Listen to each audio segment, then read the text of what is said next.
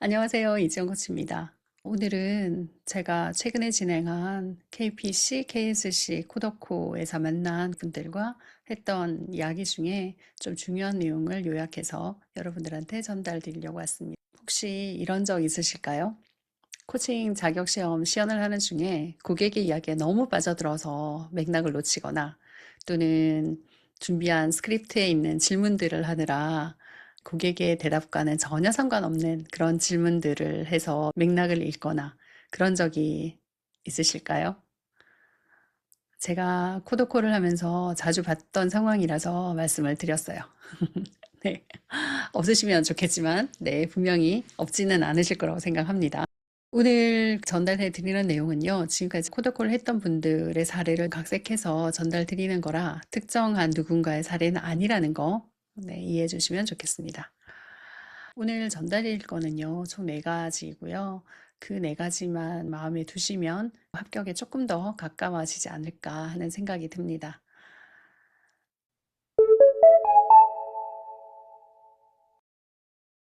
제일 첫 번째는요, 라포 형성인데요. 라포 형성할 때 어떻게 하셨어요? KAC를 준비하시는 분들의 라포 형성 질문은 보통 이렇습니다. 최근에 있었던 기분 좋은 일 하나를 말씀해 주시겠어요? 코칭이라고 하는 것이 기분 좋게 시작하면 좋으니까 그런 질문들을 많이 하시는데요. EPC나 KSC가 되면 그런 질문들은 거의 하지 않습니다. 왜냐하면 고객이 기분이 좋을지 나쁠지 알 수 없기 때문에요. 그래서 보통 이렇게 질문하죠. 네, 오늘 기분은 어떠세요? 지금 어떤 상황이세요? 그러면 고객은 지금 현재 상황에 대해서 혹은 뭐 기분에 대해서 그렇게 편하게 이야기를 하죠. 그러면 라포 형성이 다 끝났다고 이제 본론으로 들어가는데요. 그렇게 하는 것이 맞을까요? 라포를 형성하는 질문을 통해서 과연 우리는 무엇을 해야 할까요? 라포 형성할 때 그 질문에 답을 하는 고객이 어떤 성향인지 파악을 하는 게 정말 중요합니다. 어떤 분은 굉장히 대답을 짧게 하시는 분도 계시고요. 또 어떤 분은 굉장히 길게도 하죠. 그럴 때, 아, 이 고객은 답변이 짧구나, 길구나. 거기에 맞춰서 내가 얼마나 많은 질문을 해야 하고 또 질문을 줄여야 하는지도 고민하셔야 해요. 그리고 말이 길다라고 하는 고객분한테는 주의하셔야 하는 게 최종 코칭 마무리할 때 고객이 이번 세션을 통해서 어떤 걸 찾았는지, 어떤 걸 얻었는지 하는 부분을 묻게 되는데, 그때 시간을 충분히 마련해 두셔야 합니다. 그 시간이 너무 짧게 되면 고객이 자신의 이야기를 길게 하는 바람에 시간을 넘기는 경우가 가끔 있거든요. 그래서 정말 주의하셔야 해요. 그리고 혹시 이런 고객도 있지 않아요? 가볍게 라포를 형성하려고 했는데 갑자기 힘들었던 이야기나 이런 부분들로 푹 빠져서 고객이 그 이야기를 계속하게 되는 경우. 그럴 때는 어떻게 하면 좋을까요? 코치가 해야 하는 건 동감이 아니라 공감입니다. 그래서 그 상황에 대해서도 충분하게 그분이 어떤 상황인지를 인지하고 그걸 그대로 고객한테 돌려주고 우리는 코칭 주제로 넘어가야 합니다. 그리고 또 하나는 코치라고 하면 사람을 파악할 때 기본적인 기준을 좀 가지고 계시는 게 편하기도 합니다. 저 같은 경우에는 디스크를 많이 활용하는데요. 이분과 처음에 대화를 시작할 때 이분이 DISC 중에 어느 유형의 분인지를 파악하고 그것을 코칭 대화에 활용하는 편입니다. 그래서 I 유형이라고 하면 에너지가 높고 그리고 사람을 좋아하고 그리고 재미를 추구하시는 분이잖아요. 그래서 거기에 맞춰서 저도 말이 조금 더 빨라지거나 높아지거나 그렇게 하고요. C 유형이다라고 하면 데이터를 중심으로 네, 체계적으로 진행을 하는 편입니다. 그래서 그런 부분도 감안을 하고 계시면 도움이 되실 거예요.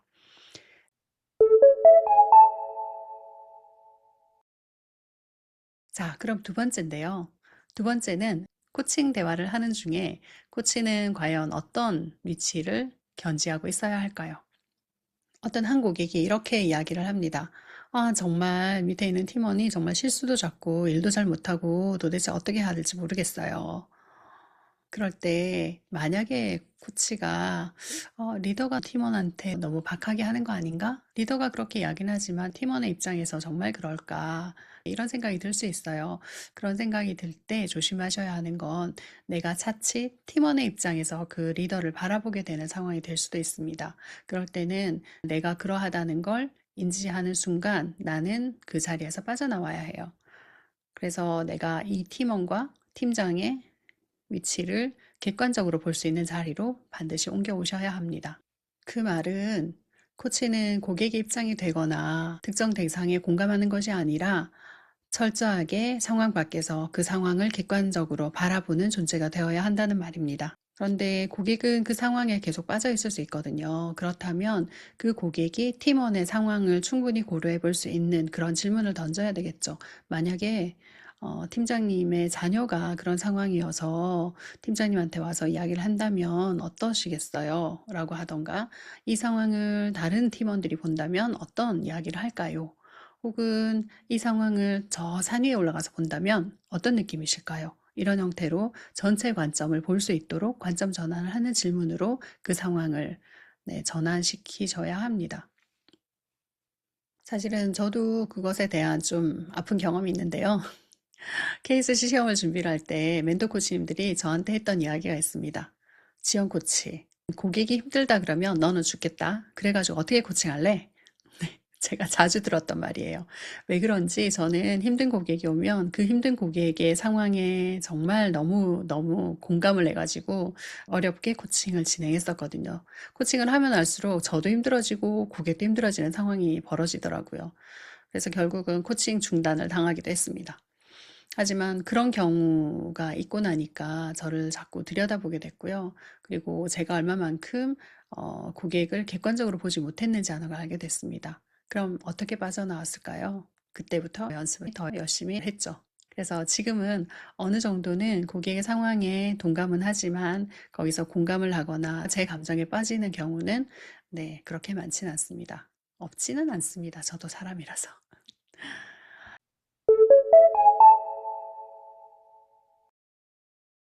그러면 이제 세 번째로 넘어가 보겠습니다. 코칭하다 보면 고객이 과거의 원인이나 과거의 상황에 대해서 많은 이야기를 하게 되는 상황이 벌어지는데 그때 어떻게 하셨어요? 최근에 한 코더코에서 한 고객에게 과거 이야기를 듣다가 거의 8분인가 시간을 쓰는 상황이 벌어졌습니다. 네, 그렇게 되면 어떤 상황이 벌어질까요?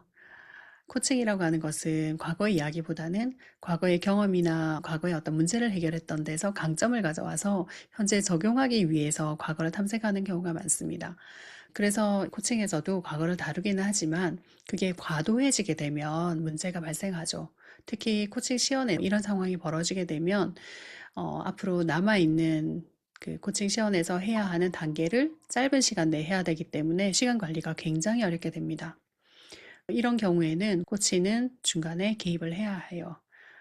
고객이 조금 숨을 멈추거나 고객이 자랑거리가 있거나 그런 상황을 캐치해서 아, 그러셨군요. 그런 강점이 있으셨군요. 하는 형태로 관점을 전환시키는 방법이 가장 유용하게 쓸 수 있는 방법입니다.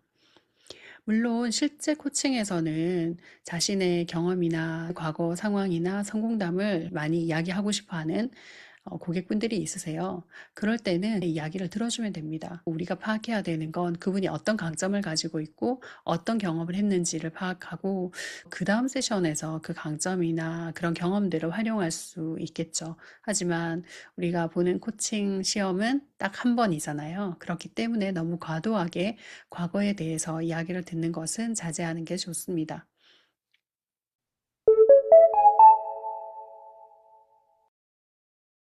그러면 이제 마지막으로 네 번째로 가볼까요? 그러면 네 번째는 코칭을 하는 동안 어떤 관점을 유지해야 하는가에 대해서 이야기를 좀 드리고 싶어요. 코칭을 할 때 고객의 이야기를 그냥 흘러가는 이야기처럼 듣고 있지는 않으신가요? 코치는 고객의 이야기를 들으면서 그 고객의 이야기가 전체적으로 입체적으로 정리가 되어야 합니다.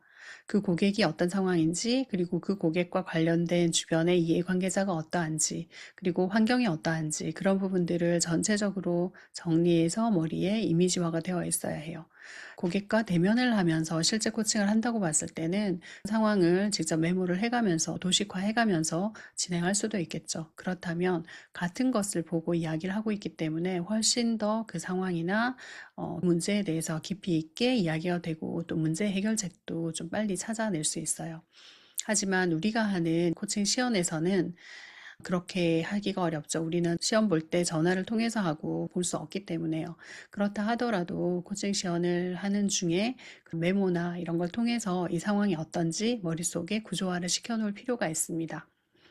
이렇게 구조화한 것은 고객과 확인을 해야 돼요. 고객이 했던 이야기를 그대로 도식화한다 그러면 굳이 확인할 필요는 없겠지만 도식화를 하다 보면 모자라는 부분이 보일 거거든요. 그렇다면 그 부분에 대해서는 어떤지 확인하는 작업이 필요합니다. 그래서 이렇게 도식화가 되어서 고객과 합의까지 되었다고 한다면 이제는 코칭하는 것이 좀 더 편해지고 네, 좀 더 구조화가 돼서 탄탄한 그런 실행 계획들이 나와질 거예요. 그렇다면 코칭 시연은 조금 더 쉬워지겠죠.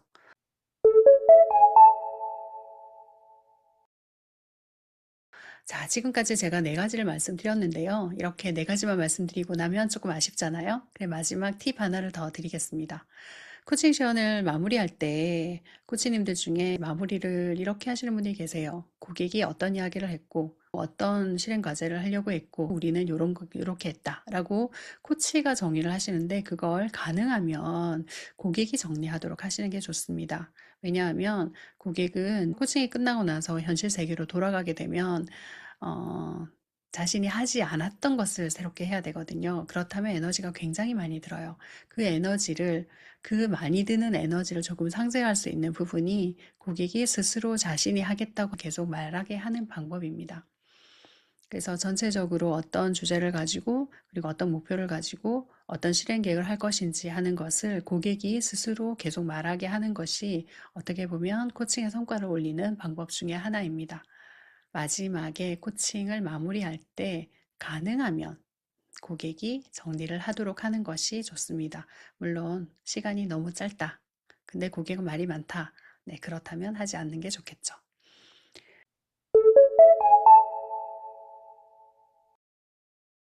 오늘 제가 코더콜을 진행하면서 코칭 자격을 준비하시는 분들이 아시면 좋겠다 싶은 것을 몇 가지 나눴는데요.